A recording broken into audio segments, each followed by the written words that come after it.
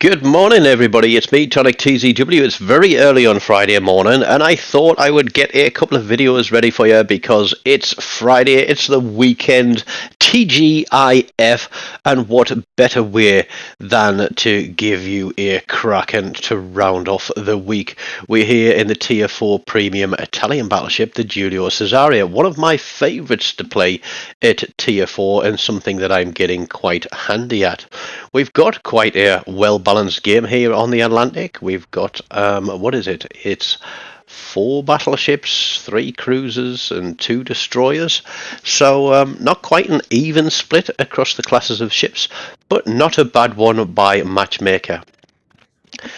Now we do have this little DD here, Big Mac I think he's called, and what I will say is I was very forgiving of Big Mac when I went and looked at his stats at the end of this game, because he's got 13 hours played. That is 13 hours played total. If you do have a look on PS5 at people's stats, if they've got a PS4 version and the PS5 version, if they've upgraded the console, they get a new set of statistics for hours played. But this guy is 13 hours total played. Maybe I should send him a link to my playlist of Do You DD, because if he's going to be playing destroyers, he's going to need to improve his game. And he will improve as this game goes on. He'll make some not very smart decisions to start with, but eventually those brain cells will rattle around a little bit and create a spark, and he'll actually do something worthwhile in the game. So GG's to Big Mac, and I hope that your World of Warships Legends journey continues to improve. Now, it is early morning here. I've got a cup of coffee. I've also got a bit of hay fever, I think, because I've been having the sneezes. So I apologise if I sound a bit bunged up or if I inadvertently sniff while I'm on mic. We are pushing straight out wide on this one. It's not a way that I've gone before on this map, and to be honest, it's not the way that I would choose to go in probably 99% of games. We've seen 2 cruisers go across there. We've got a Fuso. I have no doubt we're going to have a destroyer out here as well. The split of the ships, red team have got 5 on the left side of or on our left side, and they've got 4 across here. So nobody's taken the centre. So you know, if I was in a destroyer, where I'd be going straight up the middle and getting on a flank. And here comes some torpedoes. Now, thankfully, even though I am sailing broadside pretty much to a Fuso, those torpedoes look to be a widespread, and I managed to squeeze straight through the middle of them. Now, that rock there is going to eat some of my shots, but we are going to get a decent shot, I think, on that Fuso. No, it wasn't that one. There is a salvo coming up that'll be a lot more decent. So here we go. We've got the Montecacholi there. He's got those 3, I think it's 3 torpedoes. Very slow, but they do appear. They are not unavoidable, and I'm sure that he thought I was going to continue to sail in a straight line. But you could go back to port and you can think about that one, because you may be fast, you may be agile, you may have torpedoes and rolling smoke, but it isn't going to save you from 2 battleship salvos. So that's him out of the way. We know we've got a Dallas and the Fuso. There's the Dallas. And this guy plays a good game down on this flank. He knows that he's getting pushed, and he immediately turns around.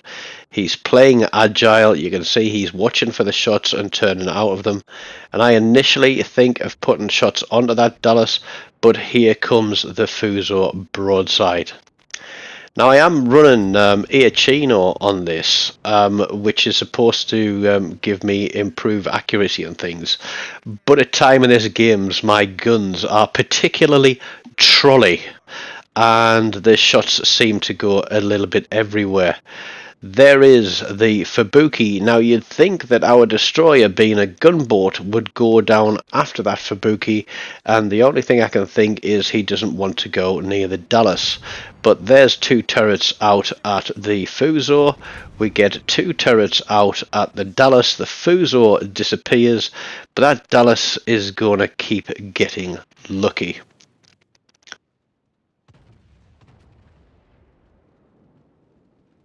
Now we know that this Fubuki is down here, and if you look there behind us, there's another 2 ships that are just gonna literally keep following us around. We lost the destroyer across on our home cap very early in the game. There's a Devonshire across there, picked him up, and there are 3 battleships. So 3 battleships, a destroyer, and a Devonshire. Although the destroyer, I think, has been taken care of, as has the Devonshire. So we've got a bit of a ring of roses going on now. You'll see that I've switched to high explosive, and that's because I know that the Fubuki is out here. The Fubuki knows that there are 2 battleships coming around the corner, and that is a veritable finger buffet for a Fubuki with all those torpedoes. The guys that are following us have turned into the cap now, so they're in the best position to get shots on this guy when he gets detected. But let me just say, this is going to be a case of faster finger first. Guy on my left does not want to push around that corner into the Fubuki. He's going to use it, but there we go. From him appearing to him disappearing, 4 seconds flat. He is gone. That is kill number 3. And so we're going to keep tracking on. Now, I've called this one sort of wondering because I really was wondering at times what was going through other people's minds, because the guys are on the cap. They're going to take the points for that. We know that red team are going to push our home cap. We have the advantage. They've got 3 battleships left. So the thing to do here would be to look at a way in which we can position to get a flank fire on these ships. Now for me, looking at the other 2 guys and where they are, I would now hang an immediate left and start heading back towards our cap and stop them from taking it by putting fire onto that Derflinger who is now on cap. I think it's a New York we have out there who's trying to defend. He's been sat behind that island pretty much from the start of the game. And I am thinking, okay, I'm going to start pushing out that way too. But it is a fast ship, and having seen what little contribution that people have made to taking down the targets so far, apart from the battleship that was leading the charge there, I'm not feeling confident that these guys would be a huge amount of help. And so running into 3 battleships on my own with the rest of the guys sitting back would not be a smart cookie decision, would it?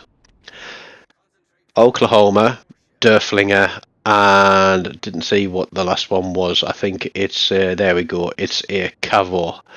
So we are steaming full speed and heading towards these guys, and I've got this big island in front of me.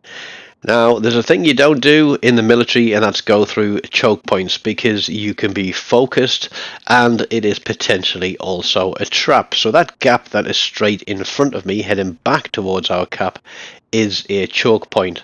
So what we really want to do is to draw red team into that.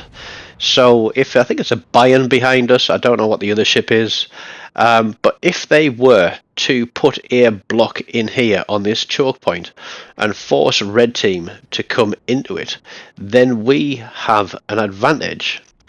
As I was saying about Big Mac in his destroyer there, he's been in finally. He helped to take a cap, and he's doing the right thing, and he's heading for red's home cap. That is a smart decision, so well done there for thinking on your feet as a new player to the game, because that is worth a lot of XP and a lot of credits for you. But it is not going to get you top of the table on this occasion. Seeing where our ships are, I decide that I am going to do that thing where I'm going to have to take myself out of the battle to swing around and come round on the flank and rear of these guys. So although I am going to reduce the potential amount of damage that I can put out at those guys, by playing for position, I am going to try and increase our opportunities for killing red team and bringing victory to the team. Now you may think it's a foregone conclusion that, hey, we've got 4 ships, we've still got a destroyer, they've got 3 battleships, destroyer could take them out. But let me tell you that many of you know that nothing is ever guaranteed in this game. So until it says victory on the screen, you should always be playing to the best of your abilities. I don't play a huge amount of battleships. Those that I do are normally sort of tier 4, tier 5, that's where I'm comfortable at. But that isn't to say that I don't play tier 7 as well. And I very much think my way through a game. I'm not always fighting my way through a game. I'm thinking my way through a game. Now I can see that the Derflinger is there out on that cap. He is behind an island. So I've got to think about play and position. I'm spotted now. So I'm going to turn into this Oklahoma who isn't looking at me. But he's going to start looking at me soon because RNG absolutely shafts me for a dev strike there. I think that should have been a back to port. But there we go. Oklahoma has fired his guns at me. And now I am thinking that on this reload, I am setting myself up potentially for a double strike because that Cavor is a broadside. And I know that the Oklahoma is low health. So there's 2 turrets at the Cavor. But the Bayern shells land fast, so not to let another kill disappear from us. We're going to open up the angle a little bit, teasing that Oklahoma in, but there we go. We get the shot on and pick up a high caliber with kill number 4. Now the Derflinger here, I'm on for a Kraken. We know this is a Kraken game, but how is it going to come across? Because we all know that people love to try and steal a kill. And while I am certain that my guns can give this Derflinger a very, very good tickle, what I don't want to do is to take his health down to the point where somebody else can jump in and snipe this kill. Derflinger doesn't have torpedoes, I don't have torpedoes, but I am fast and I am agile, and there's only one way to end this, and that is with a big grey torpedo and Kraken number 139 for the channel. 128,500 damage, high caliber, and the Kraken. No other medals, unfortunately, but I did shoot at a lot of ships, so sadly no Confederate to come along with it there. And our little buddy there in the Mayhem, he does manage to pick up a second spot, obviously with a cap assist and a full solo cap. And I still beat you.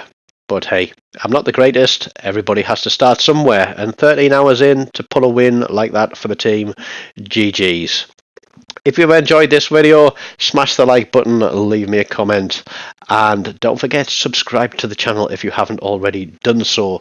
And if you love the video, you can also leave a tip if you're feeling generous. Until next time, have a great weekend, take care of yourselves, and goodbye.